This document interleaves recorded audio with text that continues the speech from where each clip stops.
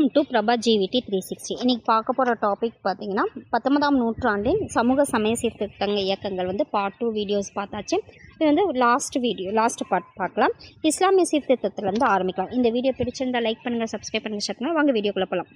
பாருங்கள், இஸ்லாமிய சீர்திருத்தம் பார்த்திங்கன்னா 1857 பெரும் புரட்சி நடக்குது. அந்த பெரும் புரட்சி நடக்குது. அது ஒடுக்கப்பட்ட அப்புறம் இந்திய முஸ்லீம் மேற்கத்திய பண்பாட்டை சந்தேக கண்ணோடு பார்த்துறாங்க. இந்திய முஸ்லீம்கள் என்ன பண்ணுறாங்கன்னா, மேற்கத்திய பண்பாடை சந்தேக அவர் ராஜாராம் மோகன் ராய் மேற்கத்திய வச்சு நம்ம டெவலப் பண்ணணும்னு சொல்கிறாங்க. ஆனால் இந்திய முஸ்லீம் அதாவது இந்திய முஸ்லீம்கள் பிரிட்டிஷ் ஆட்சி காலத்தில் இருந்து இந்திய முஸ்லீம்கள் மேற்கத்திய பண்பாட்டை சந்தேக கண்ணோட பார்த்தாங்க. மேற்கத்திய கல்வி, பண்பாடு, மேற்கத்திய சிந்தனைகள் எல்லாத்தையுமே தங்கள் மதத்திற்கு ஆபத்து தான் தரும் அப்படின்னு நினச்சாங்க. ஆகையால் முஸ்லீம்கள் ஒரு சிறிய பிரிவினரே மேற்கத்திய கல்வியில் முன் வச்சாங்க. கொஞ்சம் பேர் தான் மேற்கத்திய கல்வியில் வச்சாங்க. அடுத்தது சையத் அகமத் கான் பார்த்திங்கன்னா டெல்லியில் உயர்குடியில் முஸ்லீம் குடும்பத்தில் பிறந்தவர். இவர் படிப்பறிவின்மையை, குறிப்பாக நவீன கல்வி அறிவு இன்மையை இஸ்லாமியர்களுக்கு பெருந்தீங்கு விளைவித்து, அதாவது என்ன சொல்கிறாங்கன்னா, படிப்பறிவின்மை தான், படிக்காத இருக்கிறதுனால தான், நவீன கல்வி அறிவு இல்லாதது தான் இஸ்லாமியர்களுக்கு பெருந்தீங்கு விளைவிக்குது, அவர்களை கீழ்நிலைக்கு வைத்து விட்டது என்று கருதினார். அதனால் மேலை நாட்டு அறிவியலையும் அரசு பணிகளையும் ஏற்றுக்கணும் அப்படின்னு இஸ்லாமியர்களுக்கு வலியுறுத்தினார். அறிவியல் கழகம் ஒன்றை நிறுவி ஆங்கில நூல்களை, குறிப்பாக அறிவியல் நூல்களை உருது மொழியில் மொழியாக்கம் செஞ்சார். மேலிருந்து வர தேசிய இயக்கத்தில் இணைவதை காட்டிலும் ஆங்கில அரசு, அதாவது இந்திய தேசிய காங்கிரஸ்லாம் டெவலப் ஆகிட்டு வந்துச்சு அந்த பீரியடில். அப்போ அதில் இணைவதை காட்டிலும் ஆங்கில அரசுடன் நல்லுணர்வு மேற்கொண்டாலே இஸ்லாமியர்களுக்கு நலன்கள் பேணப்படும்னு நம்புகிறாரு. எனவே அவர் இஸ்லாமியருக்கு ஆங்கில கல்வியை பயிலும்படி அதிக கவனம் செலுத்தும்படி அறிவுரை கூறுறாரு. அடுத்தது அலிகார் இயக்கம். சர் சையது அகமது கான் 1879ஆம் ஆண்டு அலிகார் முக்காவாசி அழிஞ்சு போச்சு நாம் வச்சுக்கலாம். அப்போ அலிகார் நகரில் அலிகார் முகமதிய ஆங்கிலோ ஓரியண்டல் கல்லூரியை நிறுவுறாரு. அலிகார் இயக்கம் எனப்பட்ட அவரது இயக்கம் அந்த கல்லூரியை மையப்படுத்தி தான் நடைபெற்றது. அதனால் அந்த பெயர் பெற்றுச்சு. இந்திய முஸ்லிம்களின் கல்வி வரலாற்றில் இந்த கல்லூரி ஒரு மைல்கல்லாக இருந்தது. 1920 இது இந்த கல்லூரி பல்கலைக்கழகமாக உயர்ந்துச்சு. அடுத்தது தியோபந்த் இயக்கம். தியோபந்த் இயக்கம் ஒரு மீட்பு இயக்கமாக இருந்தது. இந்த இயக்கம் பழமைவாத முஸ்லீம்கள் உலோகமாக்கலால் தொடங்கப்பட்டுச்சு. இந்த உலோகமாக்கல் முகமது குவாசிம் நானோதேவி, ரஷத் அகமது கங்கோத்ரி 1832 1880 வரைக்கும். யார்? முகமது குவாசிம் நானோதேவி. ரஷத் அகமத் கங்கோத்ரி 1826 1905 வரைக்கும். இந்த தலைமையில் 1866 உத்தரப்பிரதேசத்தில் சஹரன்பூரில் ஒரு பள்ளியை நிறுவுகிறாங்க. இந்த பள்ளி பாடத்திட்டம் ஆங்கில கல்வியையும் மேலை நாட்டு பண்பாட்டையும் புறக்கணிச்சிச்சு. இப்பள்ளியால் உண்மையான இஸ்லாம மதம் இந்த பள்ளியில் உண்மையான இஸ்லாம் மதத்தை கற்றுத்தரப்பட்டுச்சு. இதன் நோக்கம் என்னன்னா, இஸ்லாமிய சமூகத்தில் ஒழுக்கத்தையும் மதத்தையும் மீட்டெடுக்கணும் அப்படியா இருந்தது. அடுத்தது மௌலன்னா முகமது உல் அசேன் தியோபந்தின் புதிய தலைவனாம். கமலஹாசன் அசன் உள்ளார இருக்கிறாரு. ஓகேங்களா, ஒரு கமலஹாசன் மௌனமாக இருக்கிறாரு நாம் வச்சுக்கோங்க. அப்போ மௌலனா முகமது உல் அசேன் தியோபந்த் புதிய தலைவராக ஆனார்.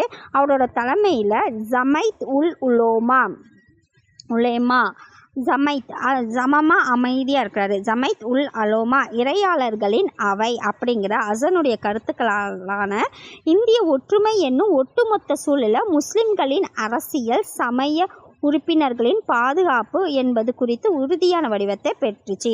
அதாவது இவங்க இந்தியர் அந்த இந்திய தேசிய காங்கிரஸ் இவங்களாம் இருக்கலாம், அவங்க வரதெல்லாம் ஆதரிச்சவங்களா இருந்தாங்க.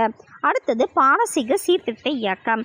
19ஆம் நூற்றாண்டில் இடைப்பகுதியில் பாசி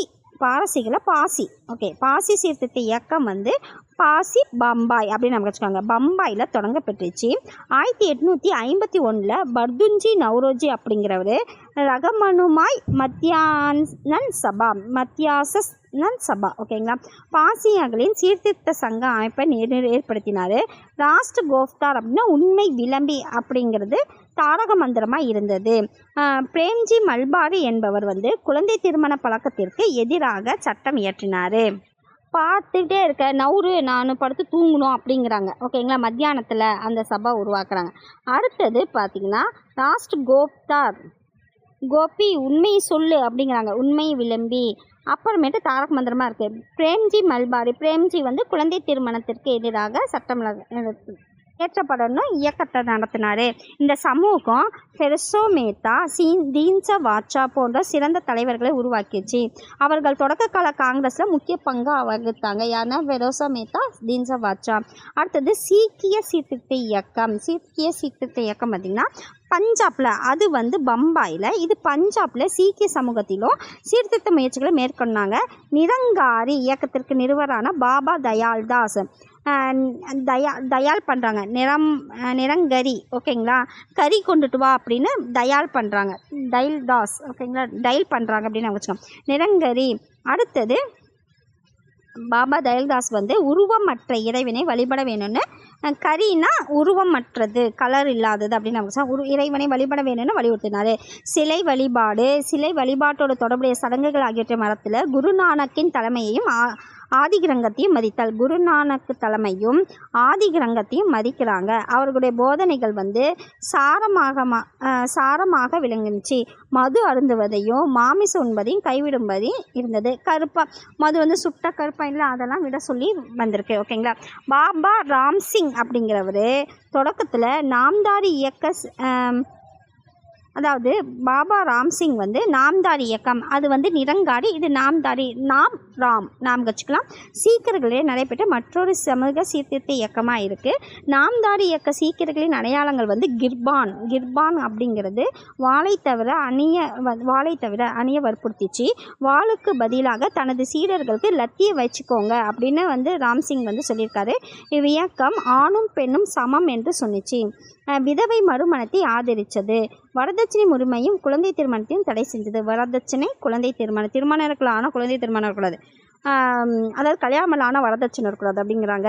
ஆரிய சமாஜம் கிறிஸ்துவ சமய பரப்பு நிறுவனங்களின் ஆகியவற்றின் செல்வாக்கு வளர்ந்து கொண்டிருந்த அந்த சூழலில் சிங் சபா என்ற அமைப்பு அமிர்தசரஸில் நிறுவனாங்க. அதாவது கிறிஸ்துவ ஆரிய சமாஜ் டெவலப் ஆகிட்டு இருக்க சமயத்தில் சிங் சபாங்கிற அமிர்தசரஸில் நிறுவனப்பட்டது. சீக்கிய மதத்தின் புனிதத்தை மீட்டெடுப்பதே சபாவோட முக்கிய குறிக்கோளாக இருந்துச்சு. ஆங்கிலேயர்களின் ஆதரவுடன் அமிர்தசரஸில் சீக்கியர்களுக்கு ஒரு கல்லூரி வந்து நிறுவனாங்க, கால்சா கல்லூரி. சிங் சபாவே அகாலி இயக்கத்தோட முன்னோடியாக இருந்தது. சிங் சபா தான் அகாலி இயக்கத்தின் முன்னோடி. அகாலி இயக்கத்தின் முன்னாடி நின்று சிங் பண்ணணும் அப்படின்னு நாம் வச்சுக்கலாம். தமிழ்நாட்டின் சமூக சீர்திருத்தவாதிகள் ராமலிங்க சுவாமிகள், வள்ளலார்னு சொல்லப்பட்ட ராமலிங்க சுவாமிகள் இல்லைன்னா ராமலிங்க அடிகள்னு சொல்கிறாங்க. 1823 1874 வரைக்கும் சிதம்பரத்துக்கு பக்கத்தால் இருக்கிற மருதூர் அதாவது சிதம்பரத்துக்கு பக்கத்தால் இருக்கிற மருதூரில் ஒரு கிராமத்தில் பிறந்திருக்காரு. தந்தையார் பிறந்த பின்னாடி ஒரு குடும்பம் வந்து சென்னையில் இருக்கிற சகோதரி இல்லத்திற்கு போகிறாங்க. முறையான கல்வி பெறாவிட்டாலும் நிறைய புலமை பெற்றிருந்தார். உயிர்களிடையே நம்பிக்கை, இரக்கம், பிணைப்புகள் இருக்க வேணும்னு சொன்னார். துயரப்படும் உயிரினங்களை பார்த்தா இரக்கம் கொள்ளாதவர்கள் வந்து கல் நெஞ்சக்காரர்கள்னு சொல்கிறாங்க. அவர்களின் ஞானம் வந்து மேகங்களால் மூடப்பட்டு இருக்குன்னு சொல்கிறாங்க. அந்த கருத்தை வந்து முன்வைக்கிறாரு. தன்னுடைய அன்பையும் இரக்கத்தையும் செடி கொடிகள் உட்பட அனைத்து உயிர்களுக்கும் காட்டியிருக்காரு. இவர் வந்து ஜீவகாருண்யம் அப்படின்னு சொல்கிறாங்க. அதை வந்து என்ன சொல்கிறாங்க, ஜீவகாருண்யம்னு சொல்கிறாங்க. 1865 சமரச வேத சன்மார்க்க சங்கங்கிற அமைப்பை வந்து உருவாக்குறாங்க. அதாவது ஒடிசா பஞ்சம் வருது இல்லையா, அதுக்கு முன்னாடி வருஷம் சமரச வேத சன்மார்க்க சங்க அமைப்பை உருவாக்குறாங்க. அதுக்கு பின்னாடி சன்மார்க்க சங்கம் அப்படிங்கிற பெயரை மாற்றுறாங்க. 1866 தென்னிந்தியாவில் ஏற்பட்ட கொடிய பஞ்சத்தின் காரணமாக 1867 ஜாதி எல்லைகளை தாண்டி அனைத்து மக்களுக்கும் இலவசமான உணவகத்தை வடலூரில் வந்து நிறுவுறாரு. அவர் வந்து வடை பாயாசத்தோடு நிறுவுறாரு நாம் வச்சுக்கலாம். இவர் ஏராளமான பாடல்கள் வந்து திருவருப்பங்கிற தலைப்பில் வந்து தொகுக்கப்பட்டிருக்காங்க. நாட்டின் நிலவிய பசிக்கு வறுமைக்கு ராமலிங்க சாட்சியாக இருந்திருக்காரு. பசினால் இளைத்து போன மிகவும் சோர்வுற்ற ஏழை மக்கள் ஒவ்வொரு வீட்டிற்கும் செல்வதை நான் பார்த்துருக்கேன். இருந்தும் அவர்களின் பசி போக்கப்படலை. எனது இதயம் கடுமையாக வேதனைப்படுகிறது. கடுமையான நோயினால் வேதனைப்படுவர்களை எனக்கு முன்பாக பார்க்கிறேன். எனது இதயம் நடுங்குகிறது. ஏழைகளாகவும் இணையில்லா நன்மதிப்பையும் களைப்படைந்த இதயத்தையும் கொண்டுள்ள அம்மக்களை நான் பார்க்கிறேன். நான் பலவீனம் அடைகிறேன்னு சொல்கிறாங்க. அயோத்திதாசர் பண்டிதர் அயோத்திதாசர் 1845 1914 வரைக்கும் 1845 1914 வரைக்கும் தீவிர தமிழ் அறிஞர், சித்த மருத்துவர். அடுத்தது பார்த்திங்கன்னா பத்திரிகையாளர், சமூக அரசியல் செயல்பாட்டாளர். 4 விஷயம். 1 தமிழறிஞர், சித்த மருத்துவர், பத்திரிகையாளர், அரசியல் செயல்பாட்டாளர். சென்னையில் பிறந்து தமிழ், ஆங்கிலம், சமஸ்கிருதம், பாலி. அவர் தமிழ், சமஸ்கிருதம், ஆங்கிலம், அவர் தமிழ் கிடையாது. யார்? ராஜாராமன். வங்காளம், சமஸ்கிருதம், ஆங்கிலம், பாரசீகம், அரபி படித்தாங்க. இவர் தமிழ், சமஸ்கிருதம், ஆங்கிலம், ஓகேங்களா, வங்காளத்துக்கு பதிலாக தமிழ். அடுத்தது பாலி ஆகிய மொழிகளை புலமை பெற்றிருக்காரு. சரளமாக பேசக்கூடியவர். சமூக நீதிக்காக இயக்கம் நடத்திய அவர் சாதியத்தின் கொடிய பிடியிலிருந்த ஒடுக்கப்பட்ட விடுதலை பெற பாடுபட்டிருக்காரு. சாதிகளற்ற அடையாளத்தை நிறுவ முயன்ற அவர் ஜாதிய மேலாதிக்கத்திற்கும் தீண்டாமைக்கும் எதிராக கண்டன குரல் எழுப்பியிருக்காரு. கல்வியை வலிமை பெறுவதற்காக கருவியாக கருதிய அவர் தமிழகத்தில் ஒடுக்கப்பட்டோருக்கென பல பள்ளிகளை உருவாக்குவதற்கு உந்து சக்தியாக இருந்திருக்காரு. ஒடுக்கப்பட்டோரின் கோவில் நுழைவுக்கு ஆதரவாக குரல் எழுப்பியிருக்காரு. பள்ளியும் நிறுவியிருக்காரு, கோவிலையும் எழுப்பியிருக்காரு. அடுத்தது அயோத்திதாசர் அத்வைந்த சபா அப்படிங்கிற அத்வைதானந்த சபாங்கிற அமைப்பை நிறுவியிருக்காரு. 1882 அயோத்திதாசரும் ஜான் ரத்தினம் 2 பேர் அப்படி நமக்கு வச்சுக்கோங்க. அயோத்திதாசரும் ஜான் ரத்தினம். அயோத்திதாசர் சொல்கிற இதெல்லாம் ரத்தினமாக இருக்குது அப்படின்னு நம்ம சொல்லலாம். திராவிட கழகங்கிற அமைப்பை உருவாக்கியிருக்காங்க. மேலும் 1885 திராவிட பாண்டியனுக்கு 5 வயசு நமக்கு வச்சுக்கோங்க. 1885 இதழையும் தொடங்கியிருக்காரு. திராவிட மகாஜன சபா 1891 சபா கோடு போட்டு நடுவில் இதை போட்டு இருக்குது. அப்போ 1891 நிறுவிய அவர் அமைப்பின் முதல் மாநாட்டை எங்கே நடத்தினாருன்னா நீலகிரியில் நடத்தியிருக்காரு. பிரம்மஞான சபையை நிறுவிய HS ஆல்காட் ஏற்படுத்திய தாக்கத்தின் விளைவாக 1898 இலங்கை சென்ற அவர் பௌத்தத்தை தழுவினார். 8 போட்டு இலங்கைக்கு போயிடாரு. இங்கே கையும் இப்படி வருது இல்லையா, 8 போட்டு இலங்கைக்கு போயிடாரு, பௌத்தத்தை நழுவுகிறாரு.